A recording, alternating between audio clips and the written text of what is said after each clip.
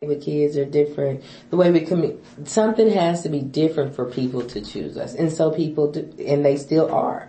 It's just like, I just don't have the capacity to hold, everybody at this time because I want to make sure there's some kinks I need to work out, before I open up enrollment to the max numbers that I want to get to. Like I want to get to right at 300, but I have to work out some of the kinks. Right. And I'm sure you'll ask me about some of those operation systems and that kind of thing towards the end. Potentially. And of course, if we end up missing anything you think is important, feel free to add. But, so these information sessions that you did where you were communicating with students and parents the way that you did, was that the most effective recruitment tool for students? We did that and then we called out. So what I didn't know when I started the project was there was this list that had been created of potential kids to come here. Okay. And so we called everybody on that list. Okay. Good, bad, or ugly.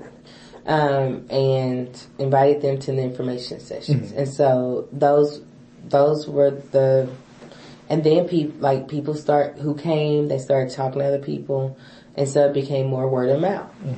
And now that kids are here, kids are talking to their friends. Like one of my girls has recruited the whole cheerleading team, but they won't let her go.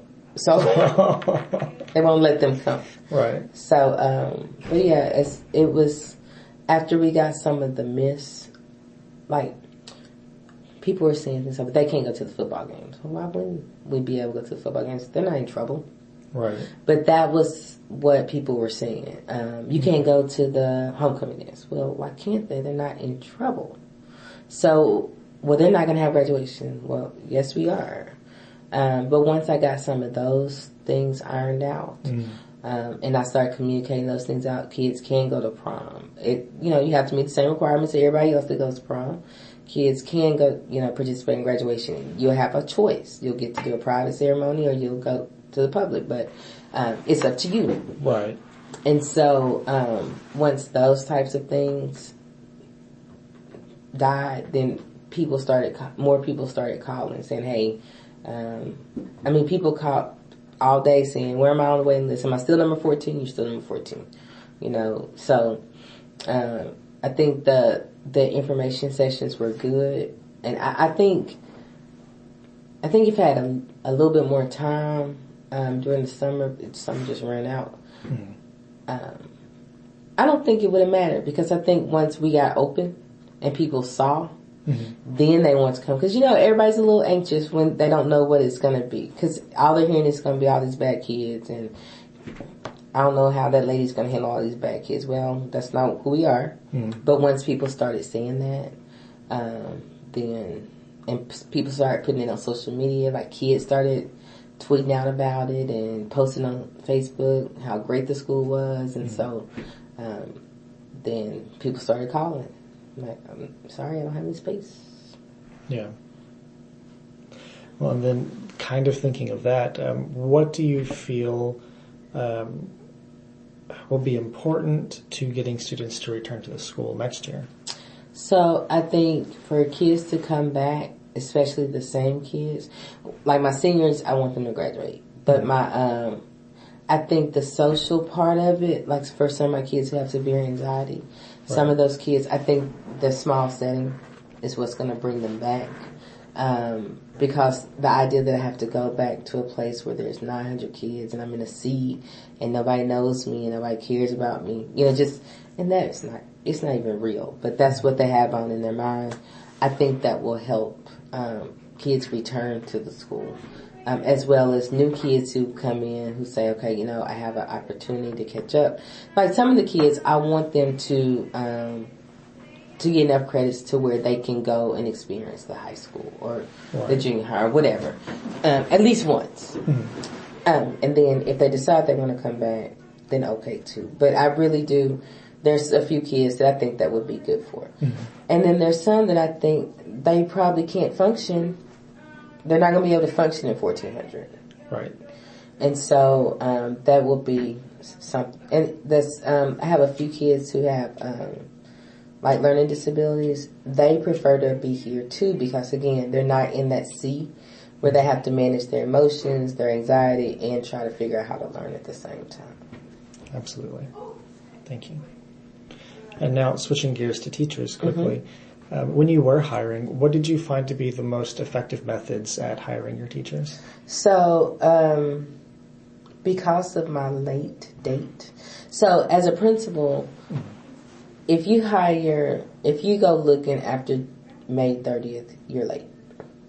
So I didn't get named to July 1st. So I was absolutely late.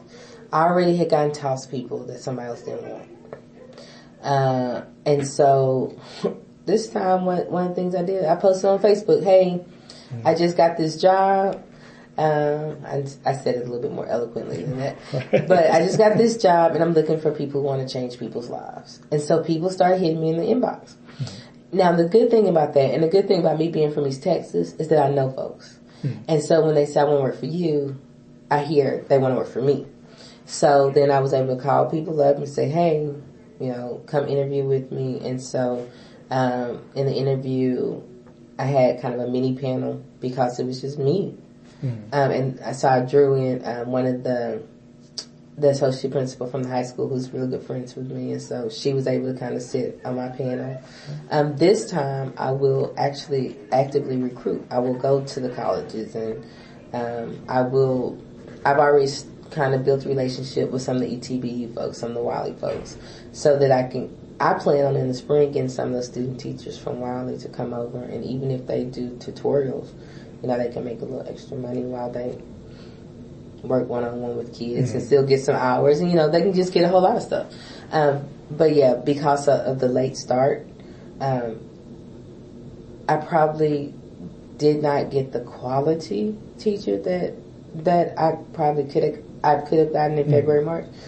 But I don't. But I think the teachers I have the heart. They just don't know how to teach. And so that's my job. My job is to teach you how to teach. Right. And I can't teach you hard. I can't teach you how to care about kids. I can't teach you how to care about yourself and have a work ethic. But if you'll show up every day, just kind of like the kids, like if you're present, then I can help with that. Right. Absolutely. So. And similarly with the teachers, what do you think will be most important in getting them to continue teaching? Yeah. Part of that is going to be just leadership who continues to care about kids. And that's not necessarily me. Like, out of the adults who are here, all of them would return if I did not. As long as whoever they had communicated with them,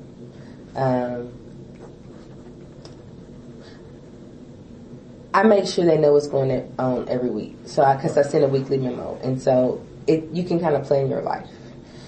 So the high communication, asking them for their opinion, helping them build as a personal and professional, they would stay. Mm-hmm. And so my job is going to be to help them stay confident in their work, while being able to reteach them and redirect them and direct them. Because it's a fine balance. You can put a teacher on the growth plan, they can shut down. Right. Or you can try to finesse the growth plan in a way that the teacher says, oh, you know what? Okay, she really does want to help me.